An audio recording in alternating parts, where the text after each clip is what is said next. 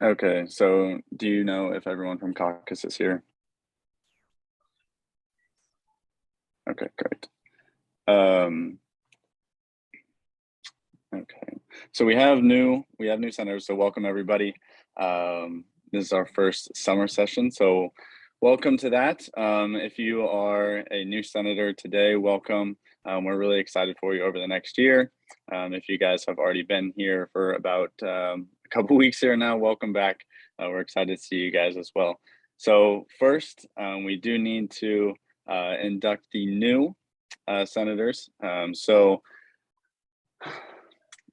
just so we don't have 20 people yelling at once, you guys can leave yourself muted. But if you guys are a new senator, first raise your hand so we know who all is here. Well, raise your hand like on the reactions thing. Sorry, I'll make myself a little clearer on that one.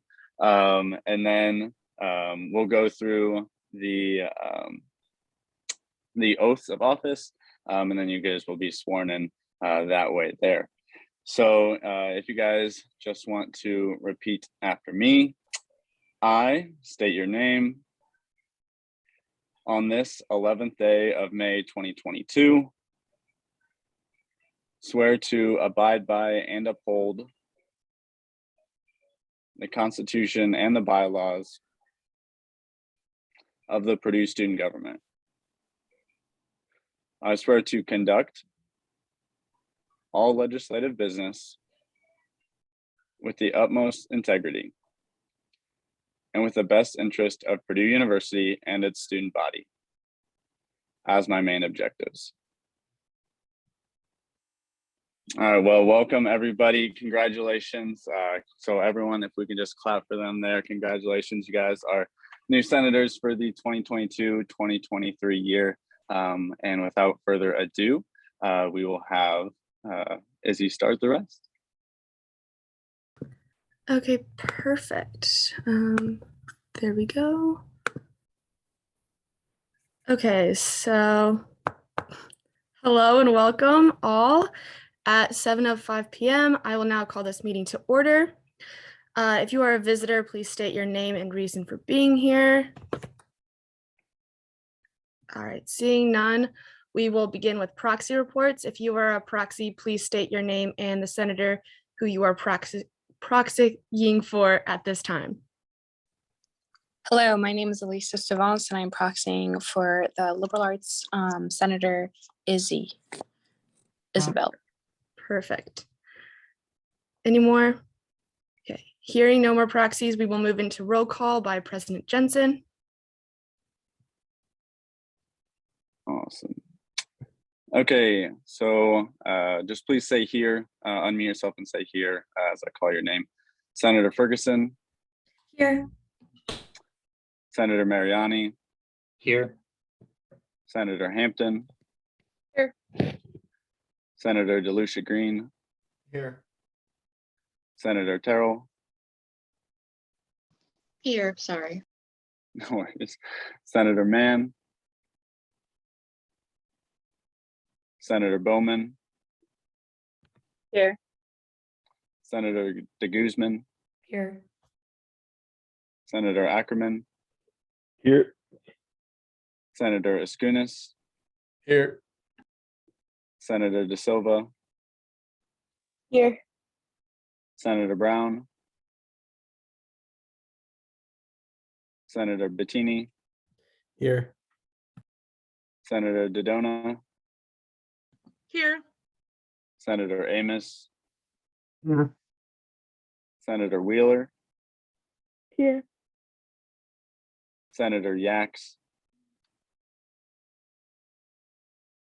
Senator Reynolds. Here. Senator Adam. Here. Senator Johnson. Here. And Senator Gocknauer.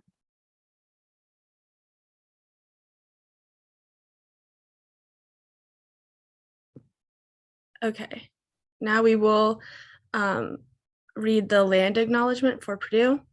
Purdue student government acknowledges the traditional homelands of the indigenous people, which Purdue University is built upon. We honor and appreciate the Potawatomi Delaware, Miami, and Shawnee people who are the original Indigenous caretakers.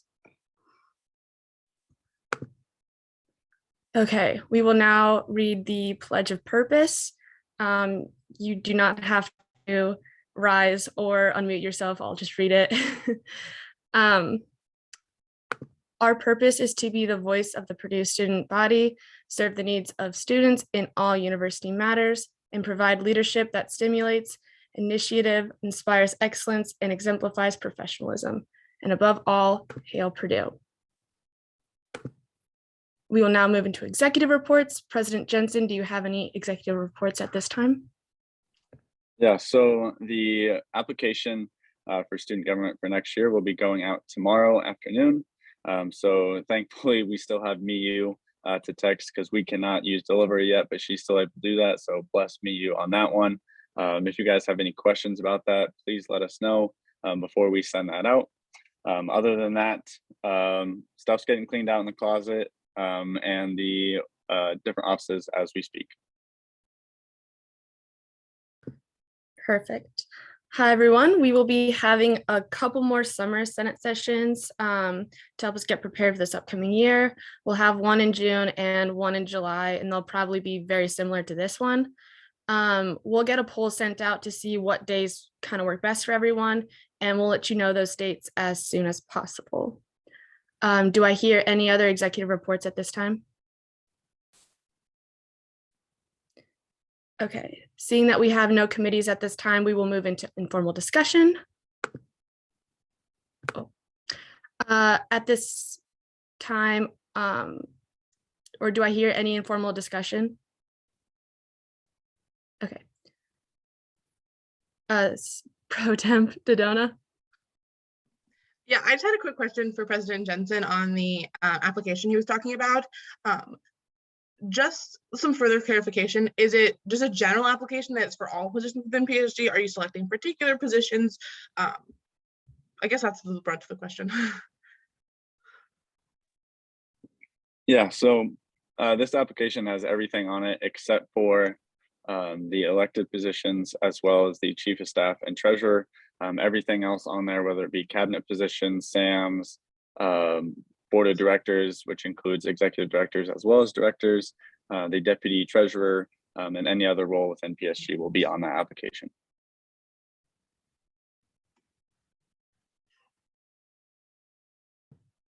Okay, perfect. Do I hear any other informal discussion? Okay, seeing none, we will move into old business. At this time, do I hear any old business? Okay. Seeing none, we will move into new business. Do I hear any new business?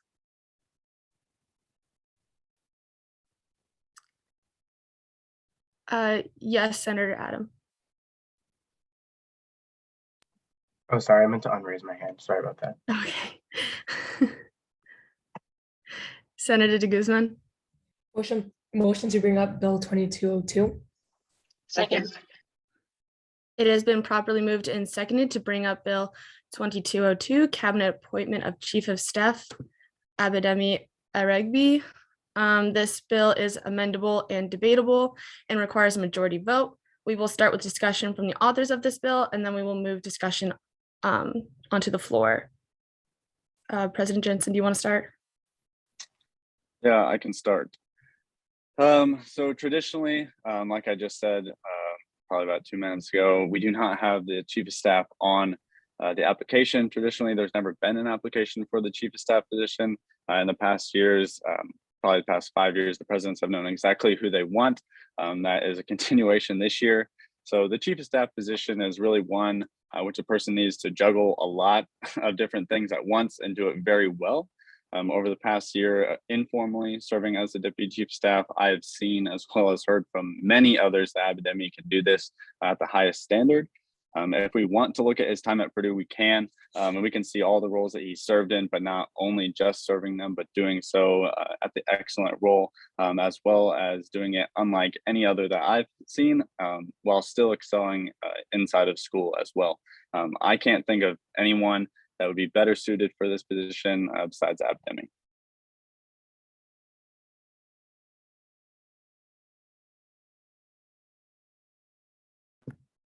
Do I hear any other discussion at this time?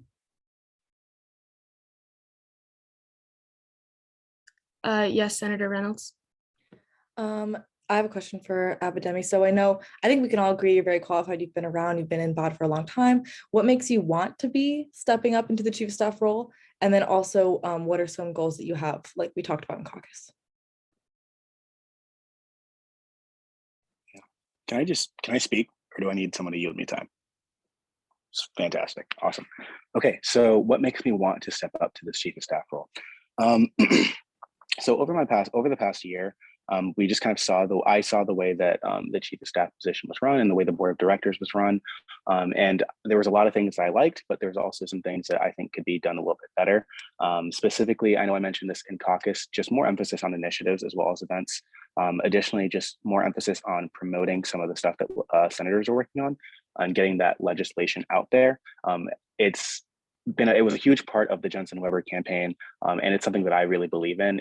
It's not enough to just have these protections and have these policies in place if nobody knows that they exist and they can't use them. So making sure that people understand what PSG is, as well as what we are doing and what we're actively working on, that is a huge component of how I want to run the board of directors this year. I think there was a second part to that question. Do you mind reminding me, Veronica? Or You kind of answered it. It was just like, what are your goals? And you talked about that. Thank you. So those are definitely my goals. Additionally, just making sure that the board of directors feels a bit more connected. This past year, I know with my deputy chief of staff role, and I know a little bit with the chief of staff role, there's a bit of disconnect between like the chief of staff with like the directors. There tends to be a good relationship with the executive directors, but I want to kind of extend that to the directors because I think that really is the future of the organization, right?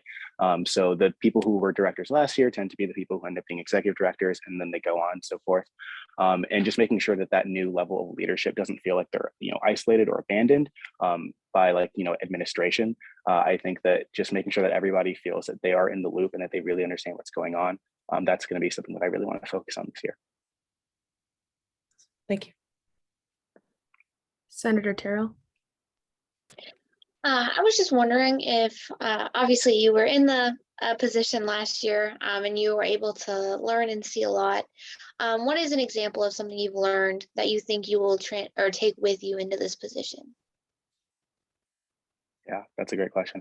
I know I gave you an answer in caucus to that question. I'm going to just take a couple seconds to think and see if I can find you a different answer. I think I did learn a whole lot, obviously, within my time as chief of staff. I want to say one thing that I think is really important is just acknowledgement and acknowledging the work that people are doing. Whether or not that's like formally or informally, I think just saying like, hey, I understand, maybe you're not getting as much recognition as you probably deserve for some of the work that you're putting in. But I just want to make sure, or let you know that I appreciate what you're doing. So that's something I really want to take forward this year, because I know a lot of directors and executive directors put in a lot of work, and just making sure that they feel appreciated for the work that they're doing. I think that'll go a long way in just how they feel as well as how the organization runs. Pro Temp Ferguson. Yeah, so as the chief of staff, you also serve to chair the board of directors. How do you plan on holding all directors and executive directors accountable to their different constitutional obligations this year? Yeah, that's a great question. I think with that, a lot of it really comes down to understanding your constitutional duties, right? Sometimes I think often when people misstep and accidentally miss a part of the Constitution, it's not because they did it intentionally, it's just because they didn't know. So just making sure that from the very get-go, people understand hey, this is what I want you to read, right? And then we're going to sit down and talk about it and go through what this actually means. That way you understand what your constitutional duties are. And I think that needs to happen with the directors and with every single committee, just like an initial meeting, hey, this is what I expect from you. This is, what you should expect from me. Is there anything, we want to communicate about, any confusion, and just clearing that up from the very beginning. Senator Mariani? Did I get that right? Mariani, you were pretty close though. I just have a quick question.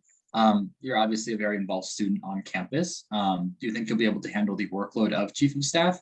How do you plan on prioritizing your time? And how do you think you'll just generally manage your time to make sure you effectively serve the position?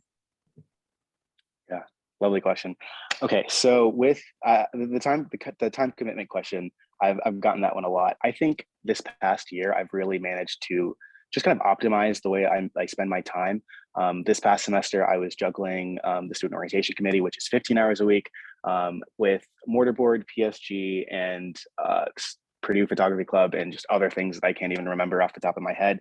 And what that really taught me was that in order to get everything that I want to get done, I need to be able to really just schedule my time.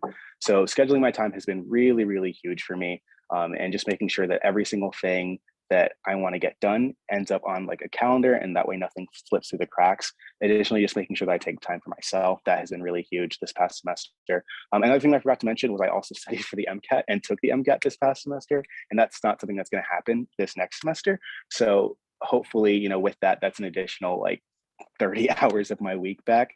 So I'm really looking forward to it. Additionally, I'm stepping down from a couple different positions as well. So I do understand that this is going to be a time commitment, and I'm, you know, kind of accounting for that by just removing some of the other things I'm involved in and really focusing on the things that really, really, you know, kind of matter to me. Hope that answers your question. Pro Temp Donna. Yeah, so just a little more pointed question. When it comes to how do you plan to increase the connection between BAD and the legislative branch, whether it looks like ad hocs or senators in particular, as someone who will be overseeing the transition of HEAM and looking at the interaction between HEAM and MHA? Yeah, good question. So I think with the past, what I saw this past year, I really think that there was a lot of disconnect between the directors and the legislative branch. A lot of that came down to just not understanding what was happening in legislative sessions. A lot of directors simply weren't attending legislative sessions. And I think just having some kind of check, I'm not sure exactly what that's going to look like yet, but just some kind of encouragement to have directors or executive directors maybe have to attend a certain amount of legislative sessions, a certain amount of Senate sessions. That way that they're a bit more in the loop. Additionally, just maybe having board of director members go to maybe caucus or go to some kind of meeting with senators or maybe with the committees. That way that, you know, if something that they're working on, it just ties into something that the Senate is working on, that they have that connection, they can have that communication between them. And yeah, I think truly what it's going to come down to is just communication between the two branches and understanding that we need to be working in tandem and not working against one another. And I think that will allow both branches to really just succeed a lot better and get a lot more done.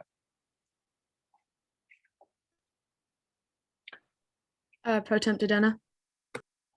I'm gonna do two questions. I really am gonna try to get an answer on the HEAM thing with the conversation with HEAM and MHA. But secondly, just as someone, I worked with the Diversity and Inclusion Committee with that pronoun policy from a safer perspective. And what I sort of found, at least what the director conveyed to me, the executive director conveyed to me, was that their committee members did not want to write legislation. They didn't want to do it. They were really not engaged with that side of things. Is that something that's going to be, is that something that you want them to be more engaged with? They don't have to be, obviously. Or are you going to look for that within like the application process? My two questions. Sweet. Okay, so I want to make sure I address your HEAM comment. So I'll address that first, and then we'll get to what you just mentioned earlier, or what you just mentioned now. So with the HEAM transition, I think that's going to be really important. But what I really want to make sure that we're really clear on is the fact that HEAM is not just going to be working on MHA, right? So they're going to have a huge role in MHA, but however, that's not going to be the only thing that they're doing. So I think just making sure that maybe the EDs from HEAM are attending the ad hoc committees for MHA. And just make sure they're attending all those meetings. That's going to be really huge, and making sure that there's a lot of communication there. And then, so to kind of address your question about board of director members writing legislation, truthfully, when I was looking through the Constitution and like the role that the board of directors or the directors hold, a lot of it's not really centered around writing legislation. I think that that's a really incredible part of the board of directors role, the fact that you do have that flexibility. That's not something that I'm going to require that directors do. However, I think with certain committees, when it comes to focusing on initiatives, some of those are going to look like legislation. However, some of them are also just going to look like, you know, research, right? Talking to people and understanding what needs to be done, and then maybe meeting with a committee or meeting with a certain senator that's focusing on that. So just having more of a collaborative effort. I don't necessarily think that directors need to be writing legislation. If they want to, that's totally fine. However, I think that's going to be something that I really set at the very beginning, right? When I meet with them and meet with the committees, let them know that this is part of like their role. This is something that you can do. However, it's not like necessarily a requirement.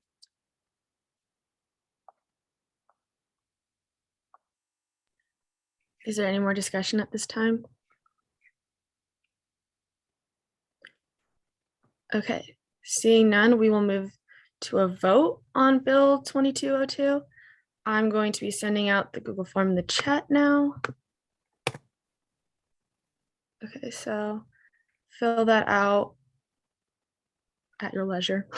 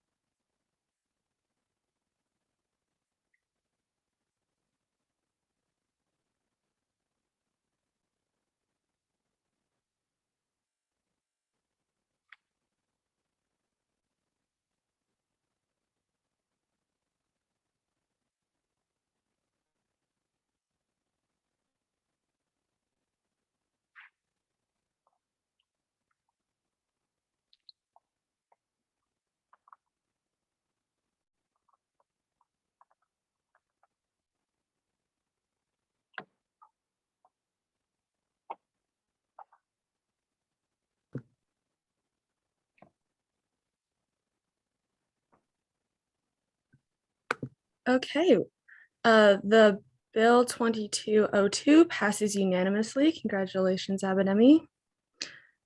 Yay. Okay. Oh no.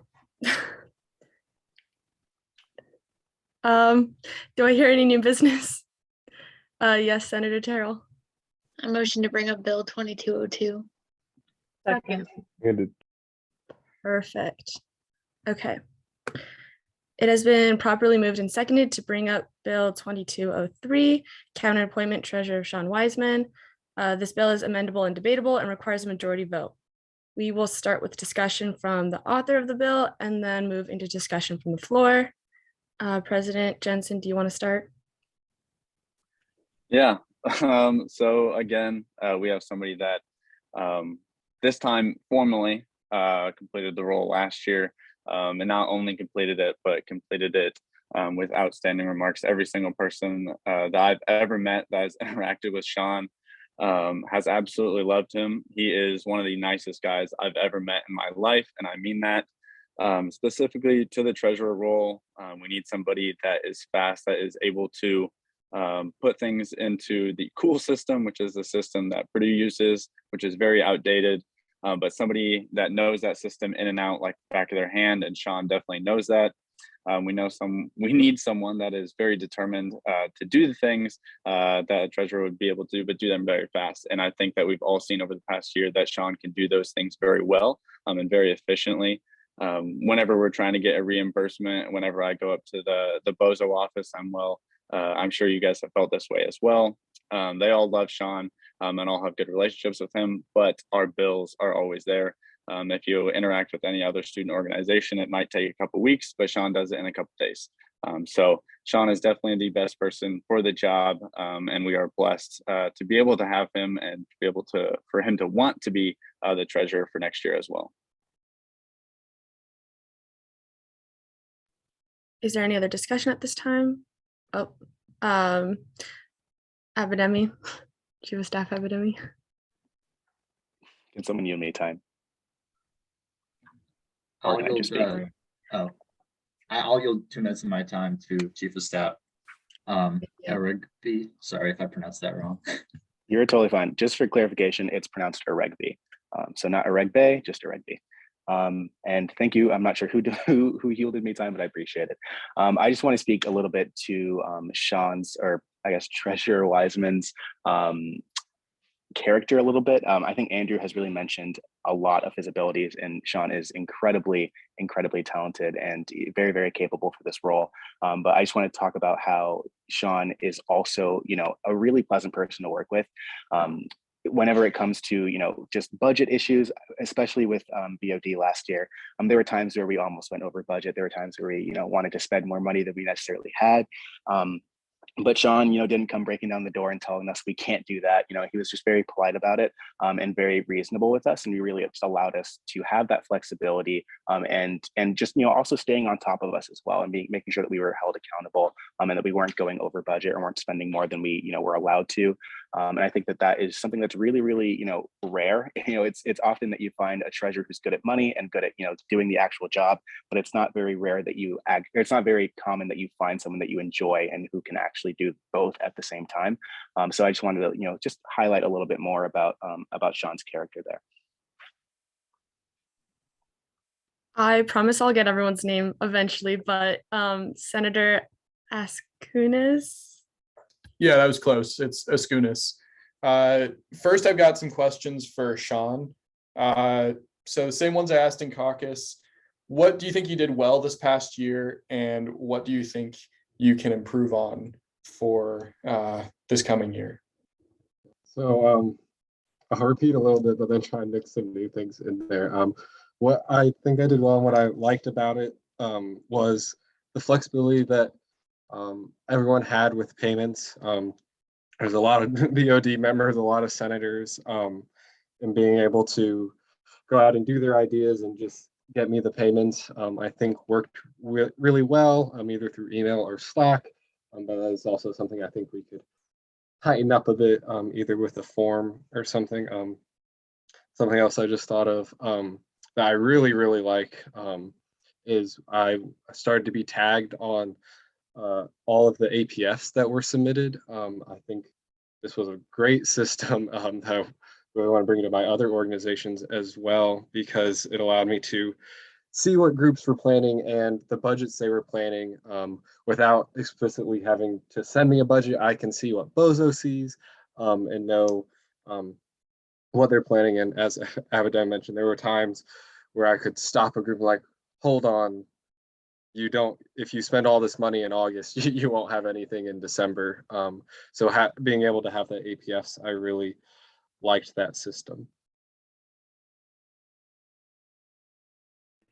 And my other question for you is about PSG small grants. So you expressed in our last FA meeting that there are reservations from some of our advisors and also other people in charge about the PSG small grant program and not wanting to continue it.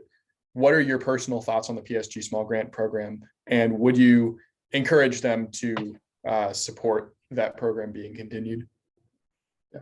So I guess I wasn't around when small grants started, but I do know there were reservations from the advisors as well as the former treasurer who had already been familiar with PSG, had already been established when I joined. I think overall, I think between SOGA and SFAB, there is a lot of money that is already available for student organizations. We're talking $2-3 million that is given almost solely to organizations through SOGA and SFAB through an established process.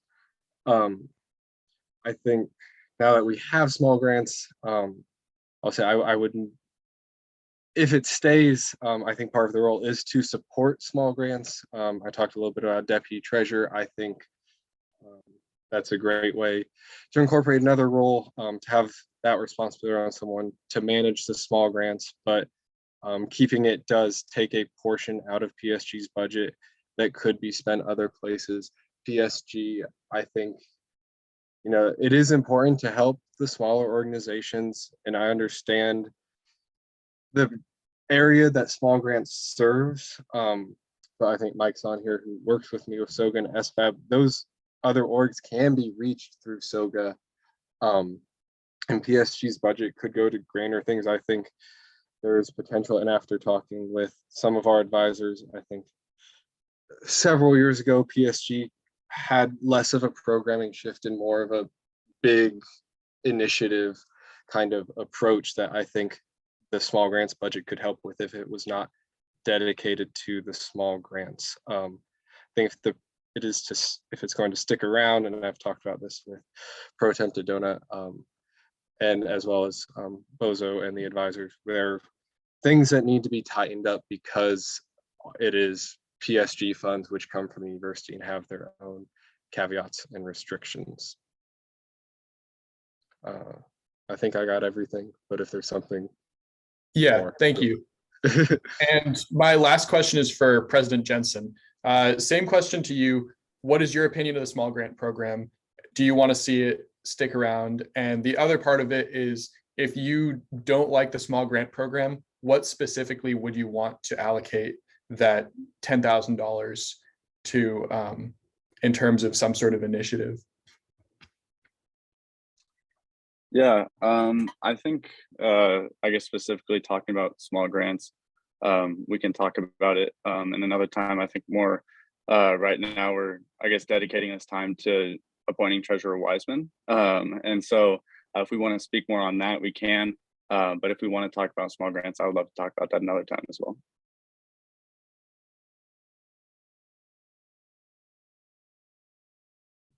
Senator Reynolds. I guess I do think that we had a lot of discussion in caucus about how having a treasurer that supports just the financial, like, because he deals with the budget, so he has expressed that this money can be spent on other things, and I know that senators and people who are also in other organizations that use this money feel strongly about keeping the program, because we do think it can help students. So I guess we can rephrase the question, if you don't want to talk specifically about small grants, to ask you, do you have any financial goals for this year, or big initiatives that you do want to spend something large on that you think you could ever argue the budget with for the small grant program? Yeah, I mean, in our constitution, we have that we do have to allocate some money to the small grant program. So I guess if you guys are wondering if it's going to go away, it will not. But I guess initiatives, one of our initiatives are an Uber and Lyft program, and that is a big monetary value. We're not sure how much, but that will not eat into the small grant budget, if that's your question.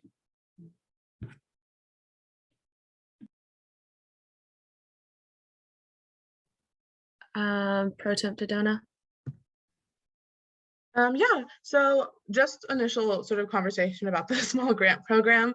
At the end of the day, like, Treasurer Wiseman is there to oversee and help, and I think he's made it clear that his job isn't telling people how not to spend the money. And so it does trouble me, the perspective of not having the treasurer fully supporting the program, but at the end of the day, we're the ones who vote in the budget. So regardless, I think it's a little not as necessary within the conversation of treasurer. It does worry me. But that being said, I do have another question, particularly about how you plan to work alongside financial affairs to create the budget in alignment with the new fiscal guidelines that have a restriction on internal spending, that have a particular process that requires for approval. How do you plan to write a budget with senators helping, as well as implement the regulations that are within the fiscal guidelines? Thank you. Just to speak real quickly on the small grants to get my final piece in. Over this past year, you can ask former President King.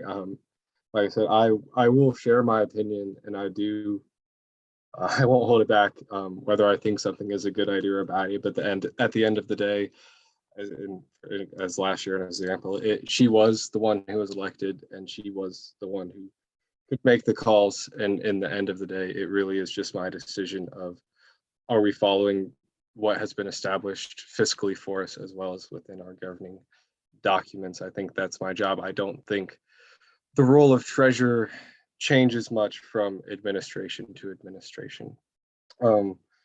Directly to Senator Dodona's question, I think the fiscal guidelines offer a lot of clarity. I think when they came across first time, I really liked the chart that was created. I thought it was very good. And again, I think that echoes it's the treasurer's job to make sure it's fiscally appropriate. I I think the budget, again, last year was my one and only experience doing it. I think there is, and I would like to see more of a back and forth between the financial affairs and the president. And again, I'm happy to put input on that, but I think how the governing documents are written, I think it is kind of a collaborative effort, and we have our templates and we have our past budgets. But it's important to find a place in the middle grounds between the legislative and executive branch. And again, I'm happy to be part of that conversation. Had the other, I'm sorry, what was the other part of the question? I think I'm missing a part. Oh, internal spending. I know the fiscal guidelines also have a template in there. I haven't dived super into that template to look into it, but I think there is an internal spending checkbox. I think now that it's been established, it is something to keep track of and to keep an eye on. It's something I would intend to do diligently, as well as the new $2,500 guideline, which applies to anything in the organization, is another thing to keep our eye on. And I think back to the APF process, I think that is something that can help with that as well. Did I hit it all? Senator Terrell.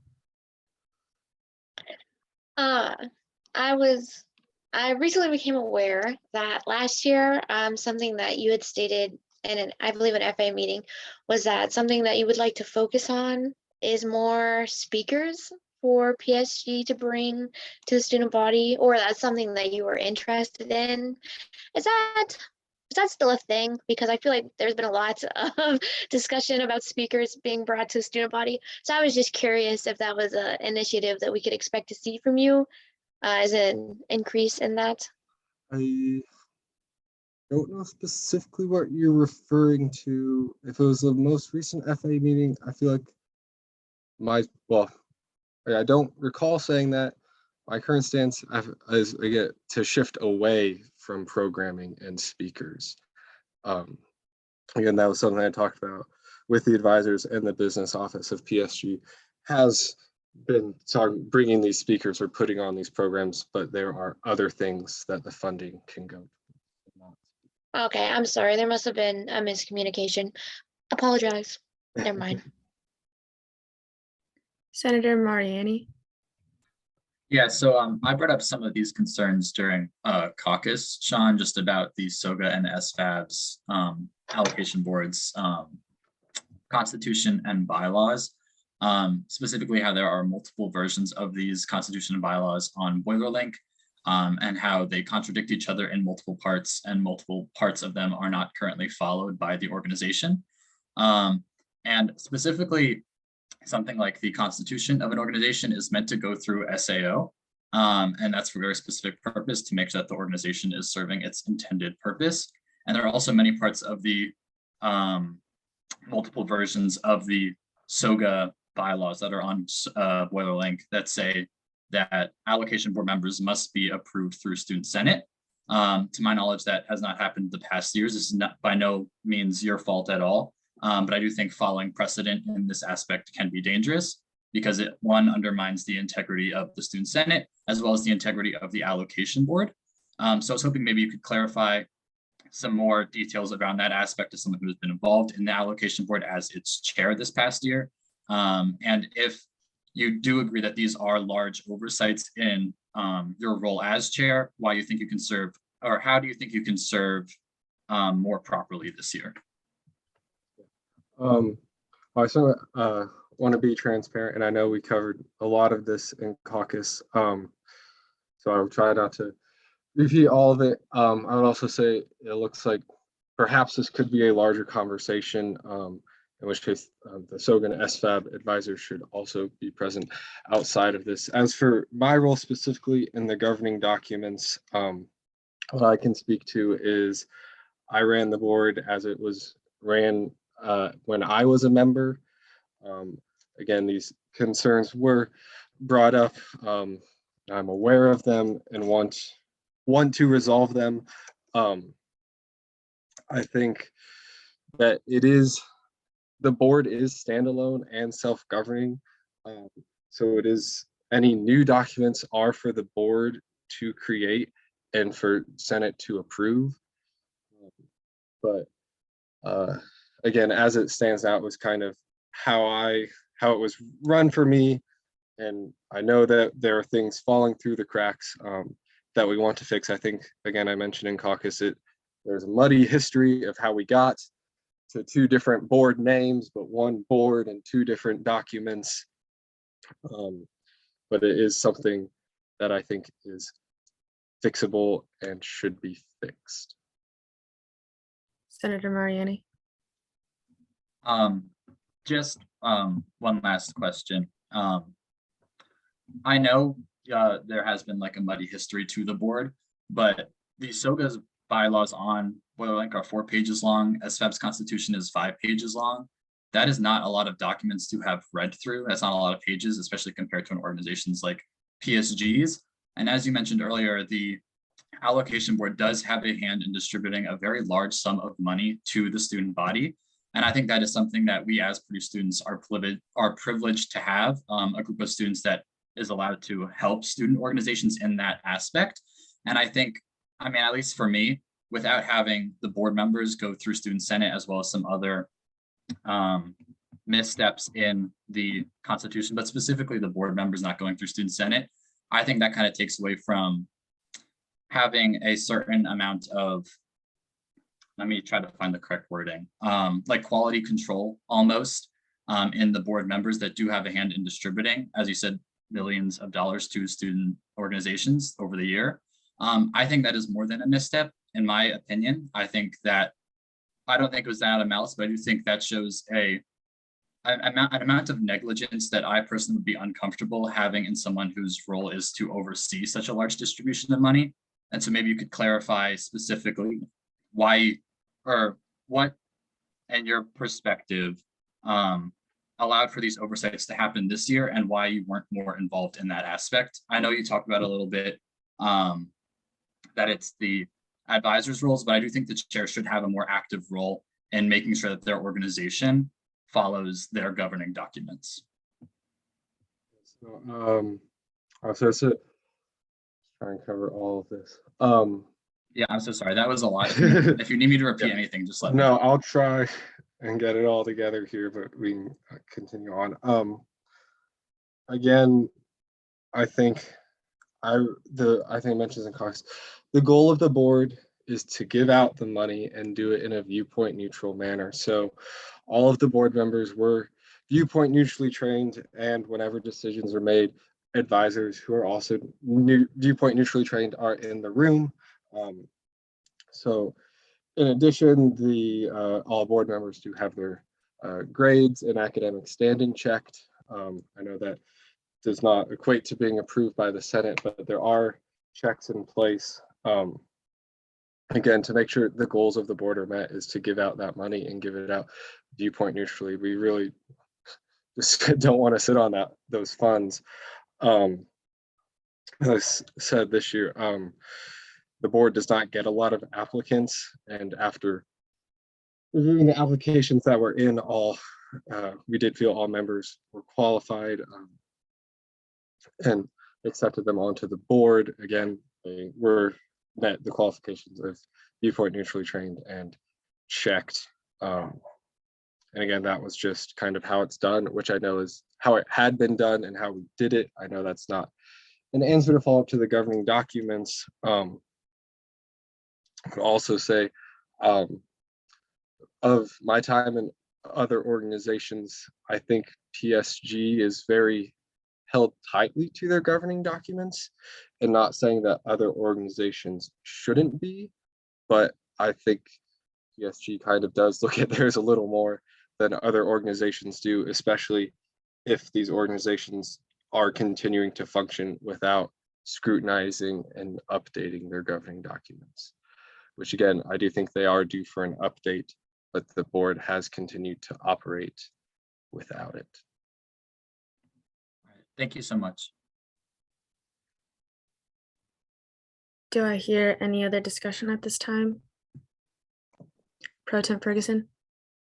Yeah, I just have a comment on nominee Wiseman's last comment about holding ourselves accountable to our constitution and different organizations not doing that or not being as stringent with it.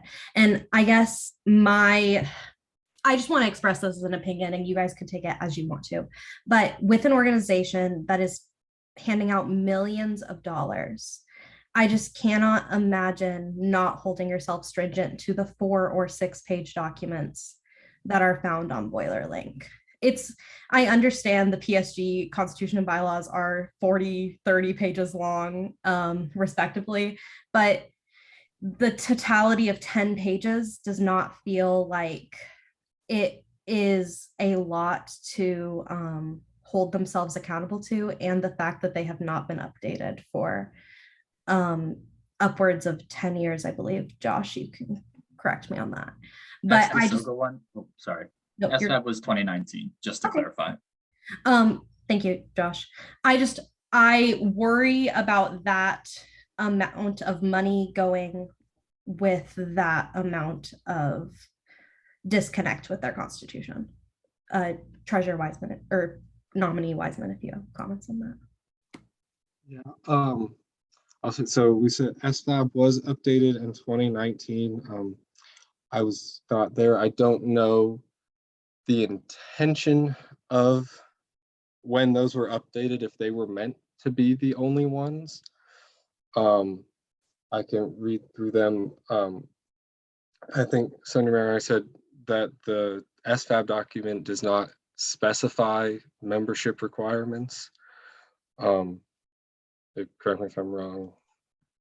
So it gives some specifications on like colleges, undergraduate, like international students, but it does not say any approval process for those members that I was able to find. So I don't know if the intention when former Treasurer Windler proposed those for that to be the one and only. I would also like to speak to the 9 years since 2013. I have only been a part of the board for 3 of them, and ran it how it was when I received it. Again, there was not this big transition of here are all the governing documents. It is kind of just we have this very confusing history, and we are continuing to fulfill the purpose of the board. And obviously it is a great concern for you. So if appointed, as I've said, it would be a summer project. I would like to see a very clarified document presented to the Senate in the fall after approval from the SFAB board.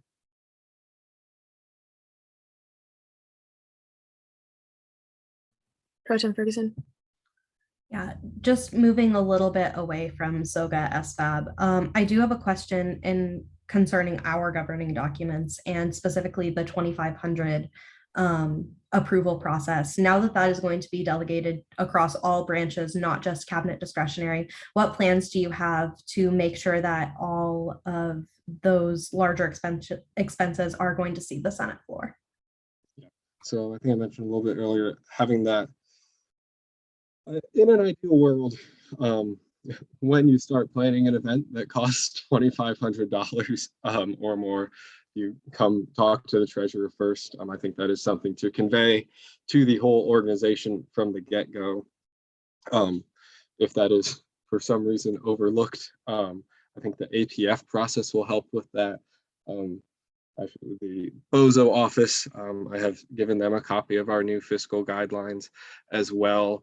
So hopefully the APF reviewers, both in advisors and SAO, are aware, advisors and BOZO are aware of this.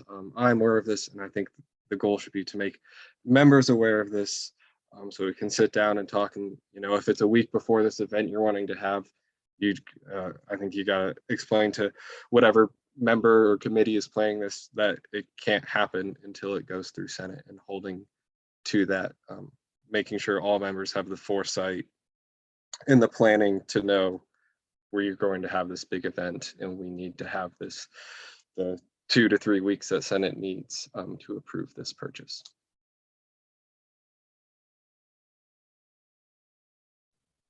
Do I hear any other discussion at this time?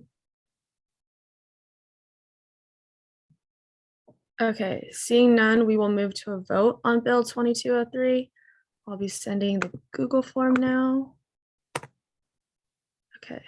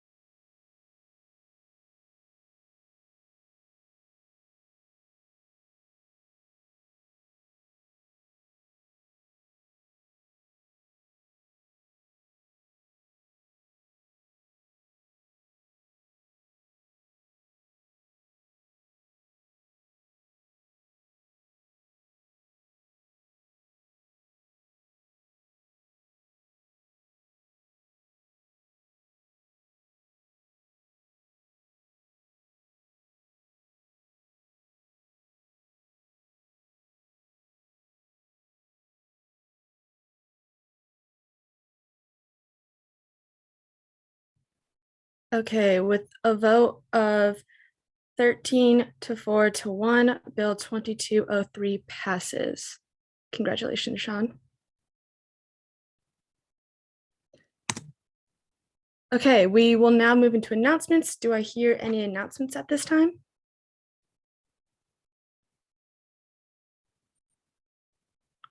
Okay, we can move into Senate snaps. So for new senators, Senate snaps is a way to recognize the hard work of others within PSG. Does anyone have any to start?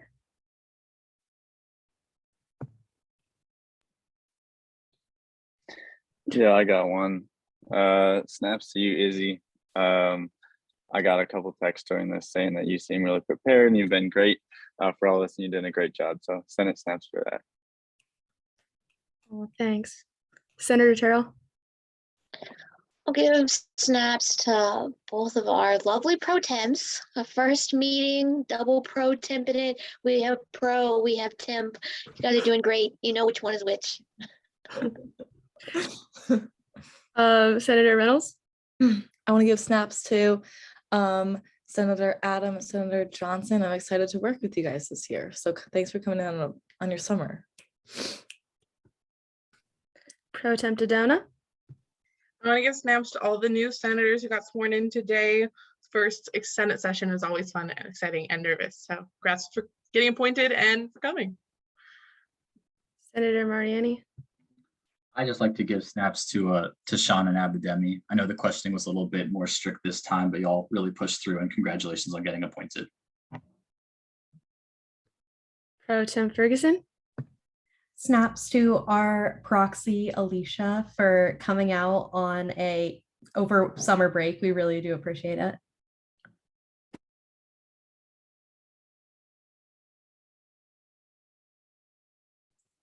Any more snaps?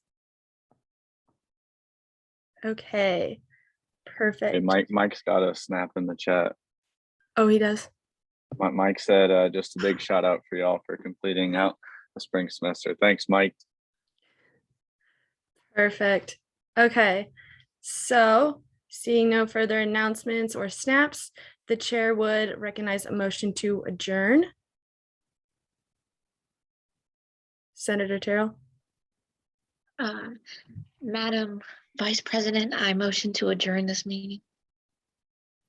Second. Perfect.